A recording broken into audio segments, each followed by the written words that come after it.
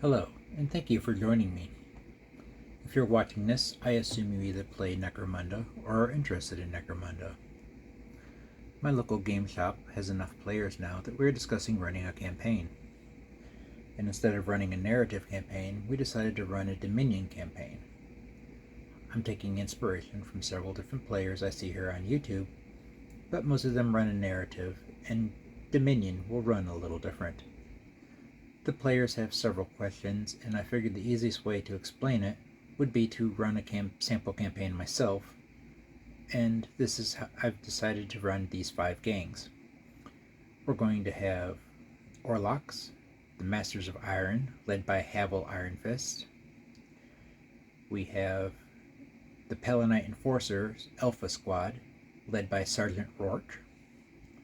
We have the Cult of Excess, a Heliot gang led by Demagogue Belias.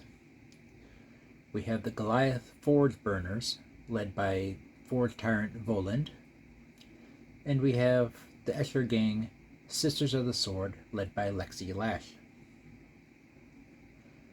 Now, unlike a standard narrative campaign that is run by brackets, a Dominion campaign will run completely by chance based on who's fighting for what territory.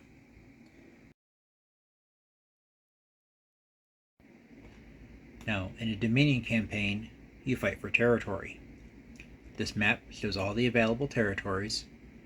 The colored marks are home bases, or settlements that the gang cannot lose. These always generate income at the end of every round. Any gained territory offers a different bonus. Some of these will offer special bonuses depending on the gang that holds them. Every round, you try and gain a territory. If no one else is challenging you for it, then you can win it without a fight. However, multiple gangs can try for the same territory, with only the winning gang winning the territory. This means that you can go several rounds gaining all the income that comes from different territories without fighting.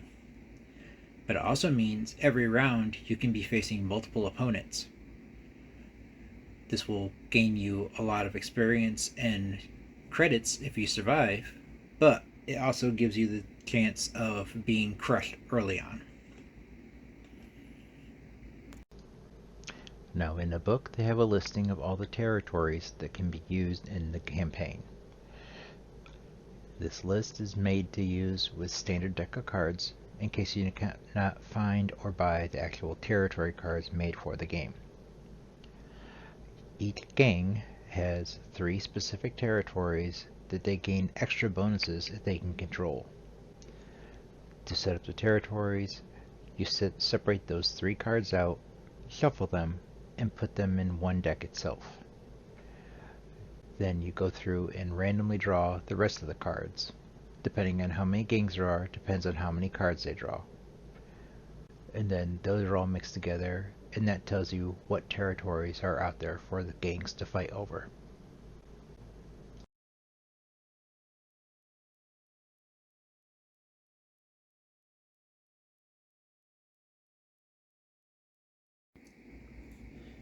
Every gang is given 1,000 credits to start with. They must use this to buy equipment and people. In this case, we have the Heliot gang, the Cult of Excess. They have a gang rating of 950 credits. They are led by the cult demagogue Belias. He has mesh armor, an auto pistol, and an axe. He is followed by Loradon, a cult disciple, carrying a heavy stubber and wearing mesh armor. Next is Valis, the cult witch. This makes her an unsanctioned psyker with psychic powers. However, that also means that being unsanctioned, she has a high bounty on her head. Any gang that manages to put her out of the game will gain a bonus for credits. She wears a mesh armor, has an auto pistol, and a chainsword. Then Corfus is a cultist with an auto pistol, sword, and mesh armor. Tolbin is a cultist with an auto pistol, a club, and mesh armor. Kellis is a cultist with an auto pistol, stub gun, and mesh armor. Morvis is a cultist with an autogun and mesh armor. Kennant is a cultist with auto pistol, knife, and mesh armor. Galayan is a cultist with auto pistol, axe, and mesh armor. And Jarong is a cultist with auto pistol, sword, and mesh armor.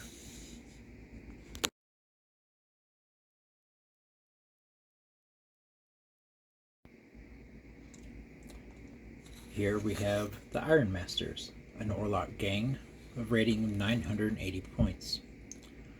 The leader, Havel Iron Fist, has mesh armor, a sawn-off shotgun, and a servo claw. His second in command, the Road Sergeant Hammer, has mesh armor and heavy stubber. Then there's Durant the Ganger, who has an auto pistol and a bolt pistol and mesh armor. We have Kelsey Boomer, who has the grenade launcher and mesh armor. Then we have Lang, a ganger, who has an auto gun, mesh armor, and a telescopic sight. Markle, who is a ganger with an auto gun with telescopic sight. Sparks, the ganger, has an auto pistol and a knife in mesh armor.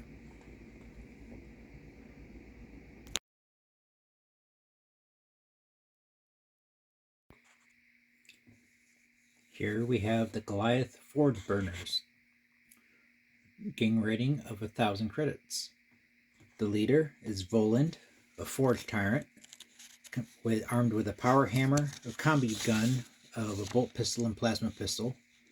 He has an armored undersuit and furnace plates. Second in command is his Forge Boss champion, Gunner. He is armed with a heavy bolter, a maul, furnace plates, suspenser, and armored undersuit. Third, we have Crag, the Goliath Bruiser Specialist. He has a grenade launcher, a brute cleaver, furnace plates, armored undersuit. Fourth, we have Shiv, a Goliath Bruiser. He has a stub cannon and an axe. He carries furnace plates, armored undersuit. And last, we have the Juve Clinker. He just has an auto pistol and furnace plates.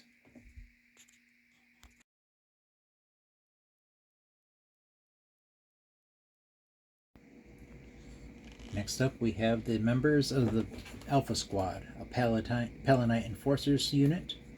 They have a gang rating of 935. They are led by Captain Rourke. He is an subjugator captain, so he has a stub gun, a grenade launcher, an assault shield, armored undersuit, layered flak armor, and his assault shield. Second in command is the Palanite Sergeant Mordecai. He has a stub gun and a sniper rifle, as well as armored undersuit and flak armor. Next we have his Palanite Patrolman Harris. He has a stub gun, a bolt gun, armored undersuit, and flak armor. Then we have Patrolman Brutus. He has a stub gun and an auto pistol, an armored undersuit, and flak armor.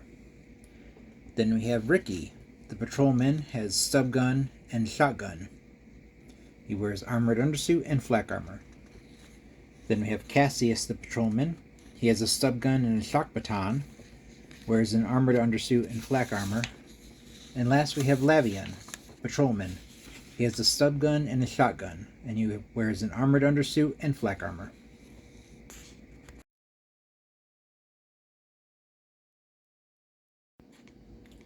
Last, we have the Ladies of Escher, the Sisters of the Sword, with a gang rating of 995. It is led by the Queen, Lexi Lash, with a shock whip, a combi pistol with a bolter and needler. She wears an armored undersuit and mesh armor. Rosa is the matriarch, with a nightshade chemical thrower, with mesh armor and armored undersuit.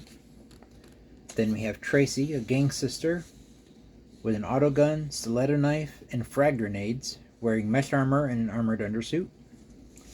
We have Junie, the gang sister, with a laser gun and stiletto knife, wearing mesh armor and armored undersuit. Then we have Lace, a sister, with a lace pistol and a stiletto sword, wearing mesh armor and armored undersuit. And then we have Spunky, the Sister Juve, with a las pistol, stiletto knife, flak armor.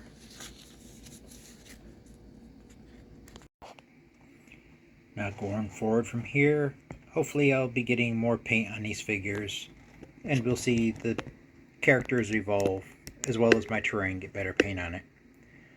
But coming soon will be week 1, where we'll start the fights for territories and see how it goes from there.